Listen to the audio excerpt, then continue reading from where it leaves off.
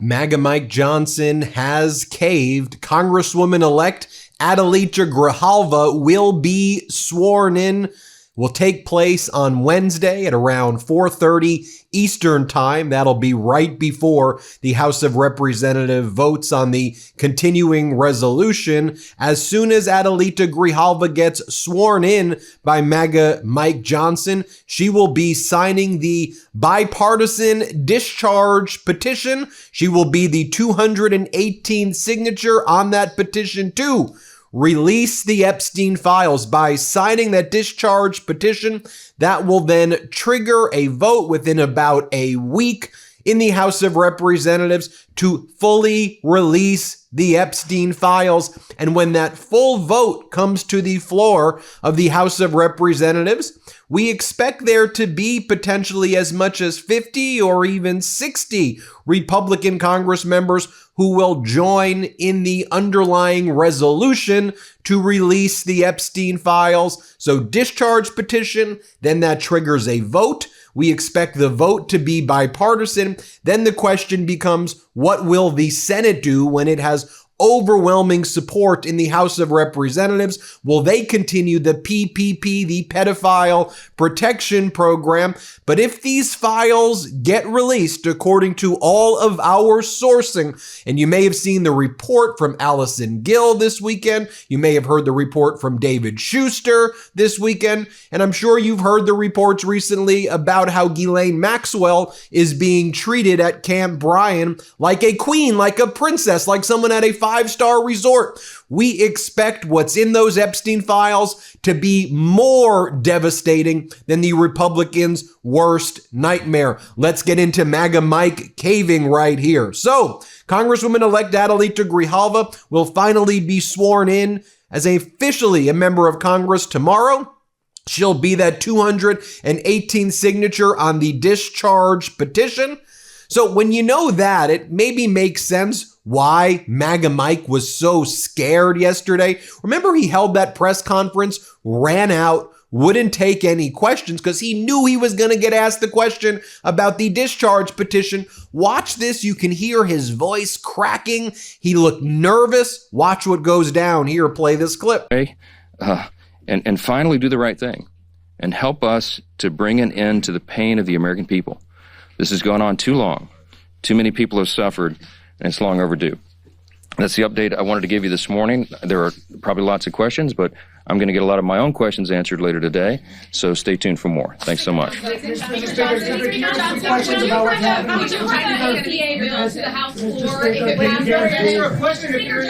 Then this morning on the MeidasTouch Network, we anticipated this, folks. Our editorial team was ahead of the curve.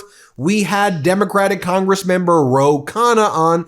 He's the one responsible for that discharge petition, along with Republican Congressmember Thomas Massie. And Congressmember Khanna broke some news on the MeidasTouch Network this morning, where he said that we're going to bring in the survivors next week when this discharge petition gets signed, and we are going to make an event out of it and put the pressure on the Senate. Here, watch this. Congressman, as a fake final question, my producer's saying I have to ask you a question about the discharge petition, because if there is something that may move along if the shutdown ends, is the discharge petition that you and Congressmember Massie put forward to release the Epstein files. Lots of people are still saying after Adelita Grijalva was sworn in that MAGA Mike's going to try to pull something to block the discharge petition by using some procedural maneuver. While I have you on, I got to ask you about that.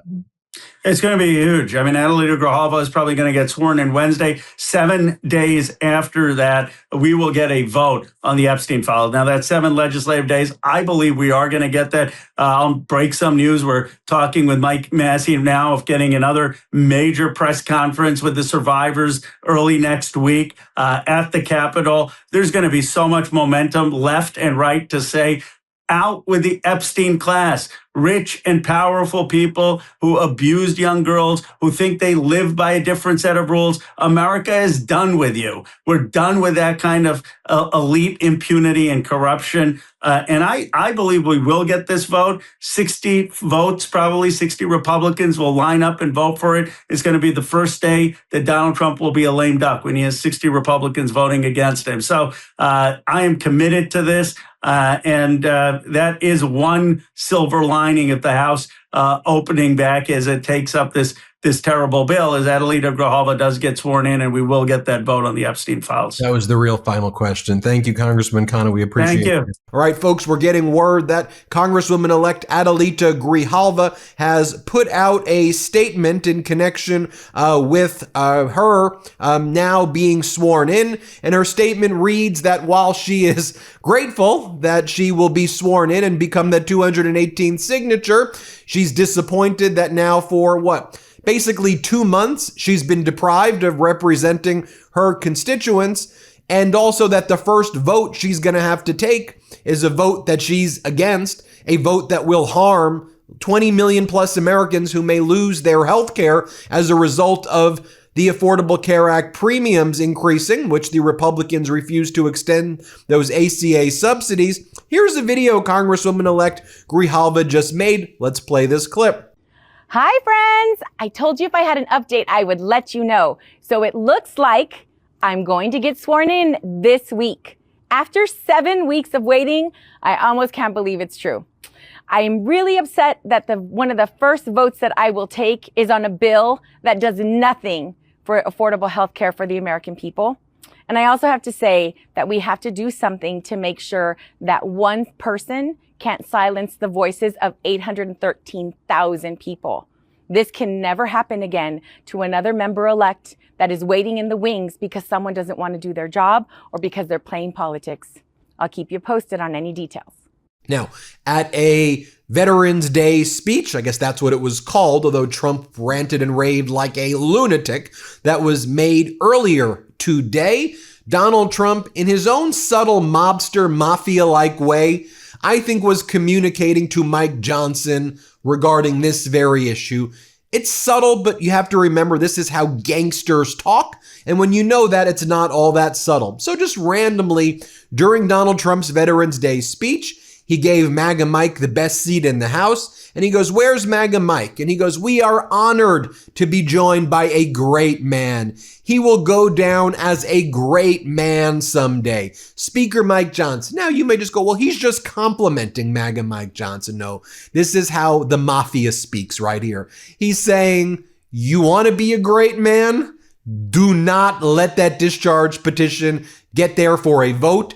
Trust me, the signal being sent right here is actually a threat that is packaged as a compliment. You have to know mafia speak. Play this clip.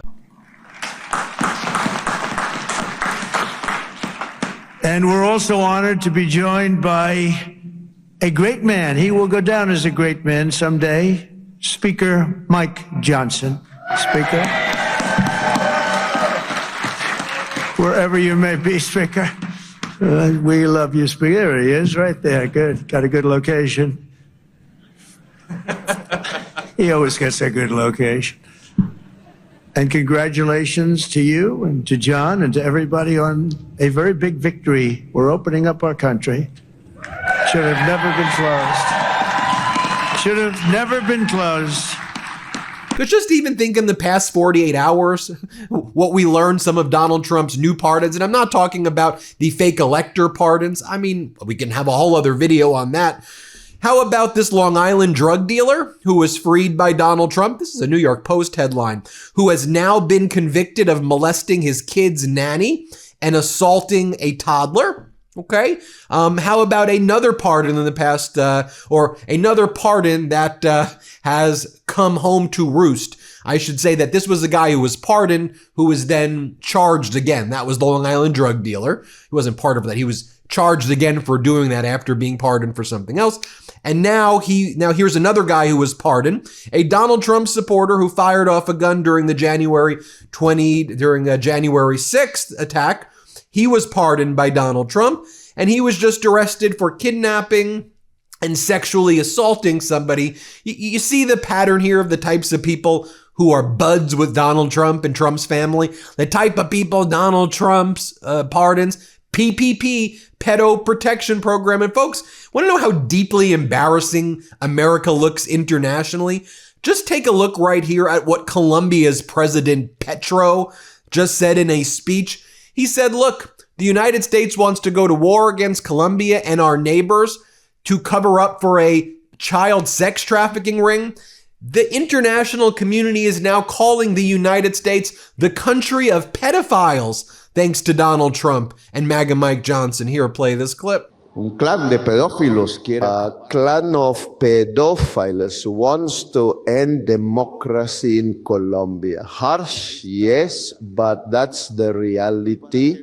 And so that the list doesn't come out, they send us armored vehicles to kill fishermen from the city and threaten the neighbor, whether dictator or not. How is it that the people of Colombia are going to applaud invading their brother, which is not the president, but the people of Venezuela? And folks, we shared with you as well what Marjorie Taylor Greene's been saying, and here was her recent interview that she gave with Megyn Kelly, where Marjorie Taylor Greene says the reason that we've been out of session seems to be to cover up for the Epstein files. Play this clip. If you tune in to CNN or MSNBC any day right now, they think the whole government shutdown on the Republican side is because they don't want to do any work because they don't want to have any votes on Epstein. Right. What do you think? I tell you what, I've started to question, is this why we're not in session? Really? Yeah. This is that the discharge petition is sitting there. Explain that. So everyone, for how many years now, all of us have been calling to release the Epstein files.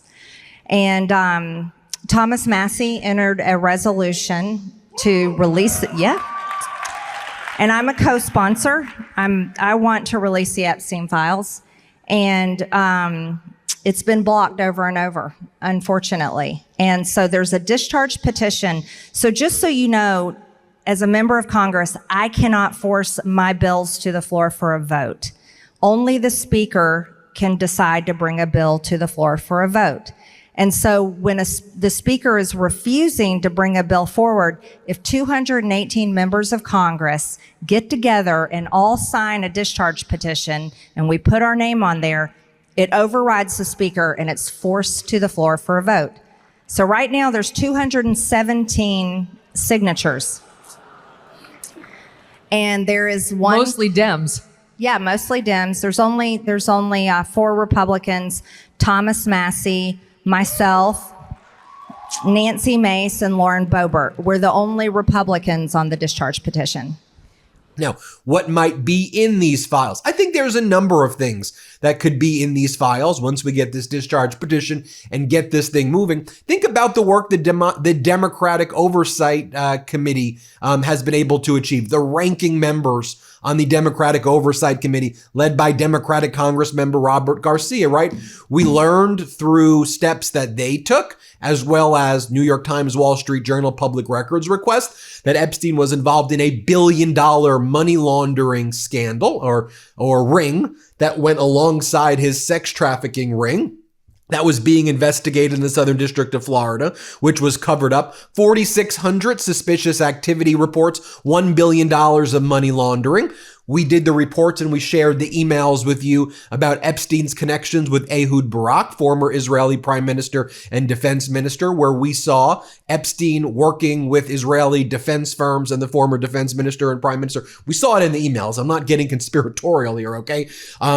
Providing surveillance stuff and defense information and equipment to places like Cote d'Ivoire, Alassane Ouattara, the authoritarian leader in Cote d'Ivoire, Mongolia and other areas, and making money as a middleman using the sex trafficking ring to bridge these connections. So I think there's going to be a lot of financial issues. Michael Wolff said that Epstein said that Epstein showed him photos of Donald Trump with half-naked girls or women of indeterminate age, laughing while Donald Trump had stains on his crotch. I don't know if that exists. I want to be very clear. Michael Wolff says that Epstein showed him those photos. I don't know. I'm just telling you what he said that Epstein showed him, to be very clear.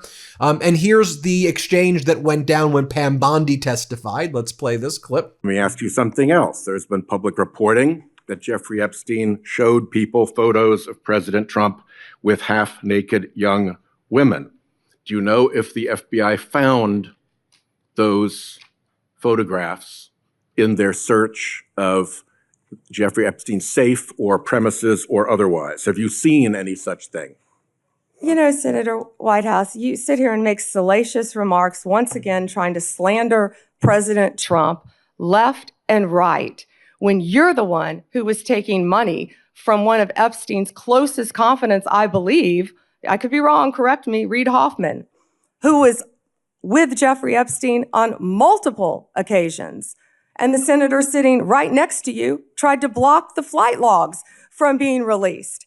Yet you're grilling me on President Trump and some photograph with Epstein? Come on. The question is, did the FBI find those photographs that have been discussed publicly by a witness who claimed Jeffrey Epstein showed them to him?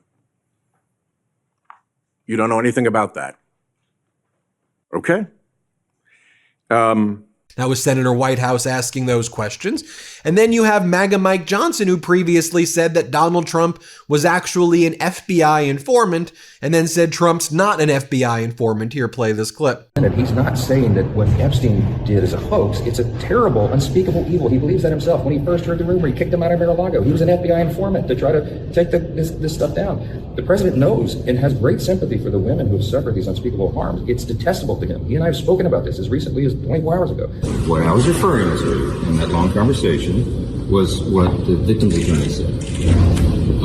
More than a decade ago, President Trump kicked Epstein out of Mar-a-Lago, and he was one of the only people, one of the only prominent people, as everyone has reported, not President Trump, but everybody about him, that he was willing to help law enforcement go after this guy who was a disgusting child abuser, sex trafficker, all the allegations. That's what they heard. So the president was helpful in that. I don't know if I use the right terminology, but that's common knowledge, and everybody knows that. So this is much ado about nothing. Was he ever asked to wear a wire or anything like that? I have no idea. No, I'm not saying that. I have no information about that whatsoever. I was repeating what has been common knowledge for a long time. The president was helpful in trying to get Epstein, for the law enforcement to go after Epstein. That's always been my understanding. That's common knowledge. It's the public's understanding. I was not breaking news there. Okay. Finally, I'll just show you what the co-sponsor of the discharge petition had to say, Thomas Massie. Here's what Massie said about Donald Trump and Republicans saying it would be a hostile act for Republicans to vote for the release of the Epstein files. Play this clip. But you're confident you'll get this one? I'm pretty sure. I mean, it's a strong effort from the White House. They're literally calling it a hostile act to sign this discharge petition now. And I don't know if that's precedented in this country to have a president call legislators to say that they're engaged in a hostile act, particularly when the so-called hostile act is trying to get justice for people who've been victims of sex crimes. Well, there you have it, folks. I'd love to hear what you think about it, but MAGA Mike caved.